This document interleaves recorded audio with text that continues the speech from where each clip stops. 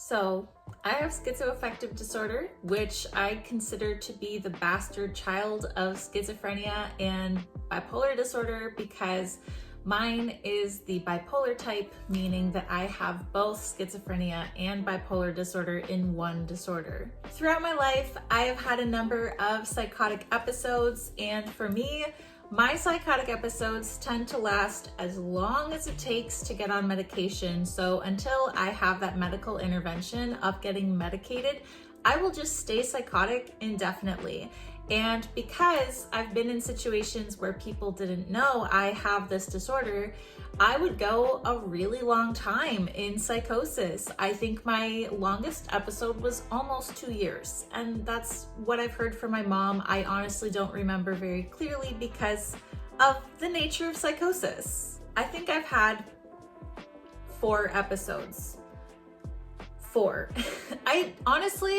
It's really hard sometimes to tell the timeline and the events and stuff. My mind is kind of foggy still, even after maybe 3 years out of psychosis. I think, okay, so there was the episode in high school, then 5 episodes, my bad. So as you can imagine, I have a lot of experience being psychotic, and in so many episodes spanning such great amounts of times, I'm sure you can also imagine that anything is possible and anything and everything did happen. I have experienced so much that I really wish hadn't happened to me or by me. I've done things that I would never, ever do in my right mind. Things that I have held shame and regret for a very long time. I, for instance, have gone streaking in front of the entire town. I would be humiliated to do that today, but at the time I was running from spies, I thought, and I was invisible, or so I thought. It was not an instance to be humiliated. I had more pressing issues to deal with. Things like this happened a lot, unfortunately, and I shudder to think of what I was like back then. Fortunately, there is this thing about memory and psychosis where you don't remember a lot of things. There are a lot of blackouts. You don't remember things clearly. You don't remember what actually happened. You remember your symptoms. So you remember what you thought was real that was not real. You don't really understand what was going on. So I don't know what I was like. I don't want to know what I was like. I really don't like when people try to tell me the things I said or did. I don't want to know any more than I remember, because from what I remember, it was terrifying. And people have told me that I was terrifying. So as you can imagine, there are complicated feelings that come with this kind of issue with being psychotic and recovering from psychosis. There are a lot of identity issues because I was a different person in a sense. I wasn't all there. I wasn't acting as I would. I had my feelings, but that was all I had control over, honestly. So there's the issue of not really having an attachment to that person that went through all of that. The fear of knowing after the fact what happened and having to deal with that later. There's a lot to do with the shame and remorse and grieving yourself, honestly. So let's kind of deal with that, right? Let's dive into the emotions that I've processed and dealt with since psychosis. Now, as an advocate, you'd think I would be super outspoken about how strong I am for having gotten through that and how powerful it made me to, I'm empowered, blah, blah, blah. Like, I don't hold any shame for what happened because I'm blessed to have the life that I've built around this struggle that I've overcome and yada, yada, yada, yada. But that is not the case, honestly. I feel as an advocate, I have to be honest that it is still a struggle. It is still something that affects me, and my life is not perfect because I overcame this. The truth is that I've had a long battle with overcoming feelings of shame and guilt. Shame for things that are really outside of my control, and guilt for things that I have no responsibility for, because in that state, I just didn't have any say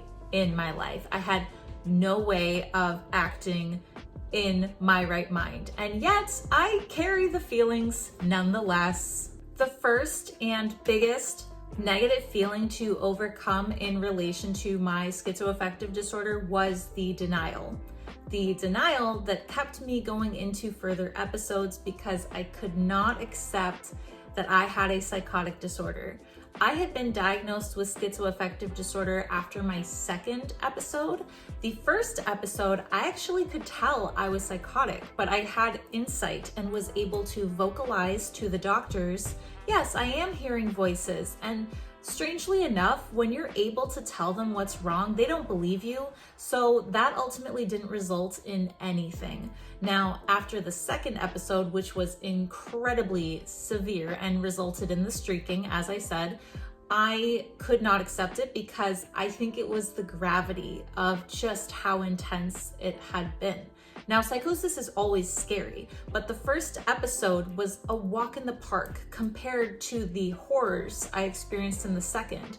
And my way of coping was to shut it all out, to deny that it had ever happened, to write it off as a fluke because of the medication combination I was on. And I did not want to believe that I had an illness that could possibly come back.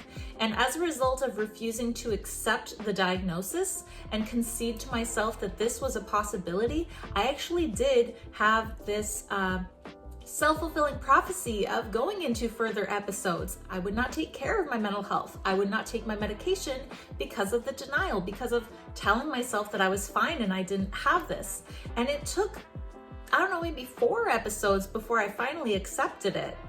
I was so afraid of facing what had happened, and it was easier to just shut it out, not think about it. I wouldn't tell anyone what had happened to me. Every time I'd go psychotic, I'd go off the deep end and I would disappear and people wouldn't hear from me for months, and then I'd just pop up out of nowhere and come back into my life as if nothing happened. And it would be very awkward because I'd be sort of hazy from the symptoms that were lingering, and I didn't have an explanation for anyone. I didn't know what to say. I didn't want them to know, mostly because I didn't want to know. I didn't want to accept it. So I kept it a secret to myself. I think at the beginning, it was less so because of shame and more so because of the fear of looking at it. The shame came on after the fact, after recovering and having a clear mind again and being able to start processing some of what happened. And the clear-headedness, I think, is what made it so hard to look at without like cringing or like wanting to look away. But at that point I was healing. I had to look at it. I wasn't in denial anymore. So I had to sift through my memories and look at what had happened and make sense of it all and realize, oh, Jesus Christ, girl, what were you thinking? I was embarrassed. I was so embarrassed, not necessarily because I had done embarrassing things, but just because I had been publicly psychotic. I shudder to think of what I looked like. It is very, very, very, to this day, cringy to remember like emails I sent people and responses I made and how I must have come across, because even though I have no reason to be ashamed of my mental illness, I'm ashamed for the things I said and how weird they were and off base. I lost friends because I like scared them away by how I acted. So yeah, that was very, very embarrassing and hard to get past. Another thing I was embarrassed by is very sad, because this is one of those like survivor's shame kind of things where you were the victim of something traumatic. So you really aren't the one who should feel shame, and yet you do. Like people who are victims of sexual assault tend to feel shame for being the victim of that act. But I understand that. I totally get that. I have been the victim of sexual assault, and I wasn't ashamed from the time it happened outside of psychosis. But when it happened in psychosis, I feel a lot of shame for that. I don't feel ashamed because I put myself in a position or anything by being vulnerable. I feel ashamed because it happened by police who knew better. I still feel so violated by that. I can't even begin to express how sick that makes me feel, but that's a story for another video. So moving on, I think what it really comes down to is like the uncanny valley effect of having been the person to go through this, that, wow, total detachment, totally wasn't me. People will tell me that it's like it wasn't even me, and it doesn't feel like it was me. It feels like it happened to somebody else and I have their memories. That's honestly the easiest way I can describe it. So I don't know if I'd use the word shame for this feeling, because I've already gone over the denial and the shame, but this eerie, unsettling, kind of stomach turning feeling of, oh my God, what happened? Like, my mind and body were taken over by this illness that dictated my life when I didn't know what was happening. And now that I've recovered, I have this whole trail of like destruction behind me, and I'm sifting through these memories and realizing that happened to me. I did that? Wait, hold on. I said what? And just not quite being able to know that that was me, like still having that uncanny valley of who did that, because I would never do that. I see pictures of myself from when I was psychotic, and it's like I'm looking at a complete stranger who looks like me, but is absolutely not me. I gave myself a mohawk and dyed it green. So whenever I look at pictures of that hairstyle, I think that is a literal stranger. It makes me feel so disturbed that I was that person who went through that. So I grappled with these complicated feelings in silence for many, many years. My psychotic episodes, I believe, have spanned about a 10-year gap of my life. So that was pretty much 10 years that I didn't open up to anyone, that I kept this a secret, that I didn't even tell people I had schizoaffective disorder. I would tell people I had bipolar disorder, but I couldn't even tell myself that I had schizoaffective disorder. So I lived with these complicated feelings for 10 years and was in suffering silence, right? I didn't have it in me to open up until I had a conversation with someone much older and wiser than me, who was super frank and honest and unashamed to talk about streaking through the streets, just like I had.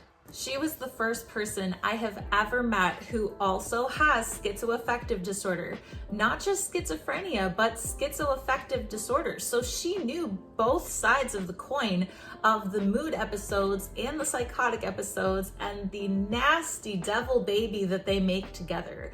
So wow, it was amazing. It was exactly what I needed to find this woman. And when I talked to her, we had a good hour-long conversation one day spontaneously, where she told me about her experiences being hospitalized and the time she wanted to off herself and didn't go through with it, and all of these things I could relate to that I had also been through, and it was my first time hearing it said back to me.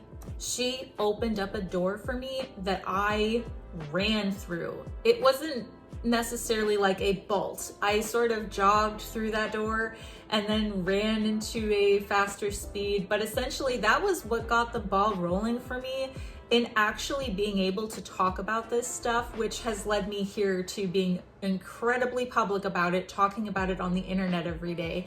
And I never thought I'd get to a point of acceptance, especially at the beginning when I couldn't even say the words out loud. But I've gotten here in great part because of that woman. And once I had talked to her, I was able to tell other people that I had schizoaffective. And what I discovered is that it's pretty common to feel incredible shame related to schizoaffective, and that there are a lot of people who don't talk about it, who have it. In fact, a great deal of people in my life have it, and I had no idea because none of us would talk about it.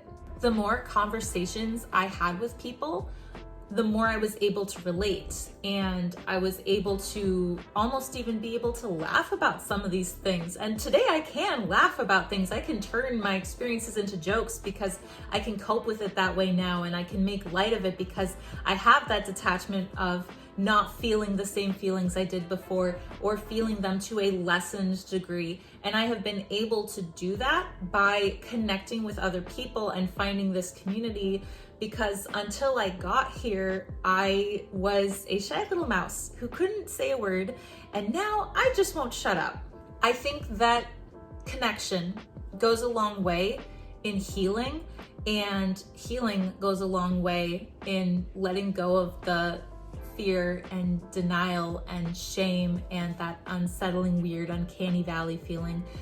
Getting rid of those and moving forward are huge, and they're things I couldn't have done until I started talking about it, because in not talking about it, I was keeping myself in that place, and I was ruminating on my experiences and reliving them every day, and I was not able to put that behind me and actually recover fully, right? Like, I had recovered from the symptoms, but my spirit was crushed. I had never mentally moved past it. And it wasn't until I could get it off my chest and hear it said back to me from another person, and make those connections and understand, oh, you went through that. That makes sense to me because I went through something similar. That has done a lot for my healing. Would I say that I live without shame? Not entirely. Would I say that it's significantly improved? Yes. I think there are still some things I struggle to talk about, things that are actually a lot smaller, like less than the bigger things of streaking and being violated by the police.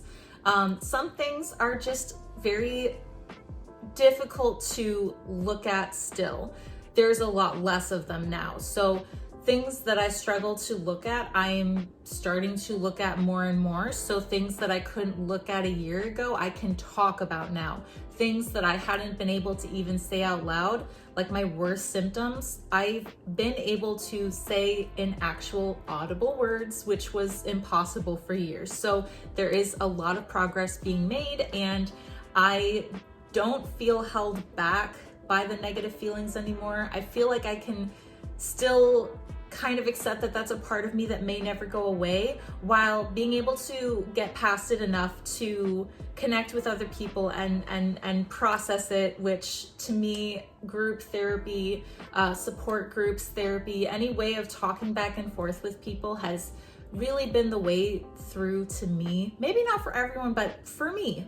So that's kind of where I'm at in my progress with my mental health. You know, I'm very proud to say today that I am mentally stable, which was a major accomplishment because I spent so many years of my life in and out of psychosis, and aside from that, dealing with other mental health conditions like my personality disorder, my complex trauma. So to be at the place today where I can actually stand on my own 2 feet and get through the day without an anxiety attack, like, that is huge, you know? Anyone out there who struggles with these kind of issues, I hope that you are getting there as well. I hope that you find the stability that you deserve. I hope that your brain treats you nice today, and that you continue on your recovery path towards a brighter future. Anyway, that's all I have for today. Thank you so much for watching my video. I truly appreciate it. I have been posting these back and forth videos for a while now on Mondays and Thursdays. Mondays being videos about everything unrelated to psychosis, and Thursdays being psychosis videos. But honestly, I'm just going to throw that out the window from now on, because I'm finding that I have a lot more to say about psychosis in general, and I am more geared towards those videos. So from now on, I will probably keep making videos that are not related to psychosis, but there will be more about the psychosis. I just feel that there's so much I can say on that compared to the videos about like narcolepsy and Ehlers-Danlos that do affect me, but to a much lesser degree. So that is all for today. As I said, I do videos every Monday and Thursday, so you can look forward to more of those in the future. If you want to support my channel, I would appreciate it if you gave me a like and subscribe. And if you have any of your own experiences or insight to share, I'd love to hear about it in the comments. So thank you very much again, and I will see you in the next one. Bye.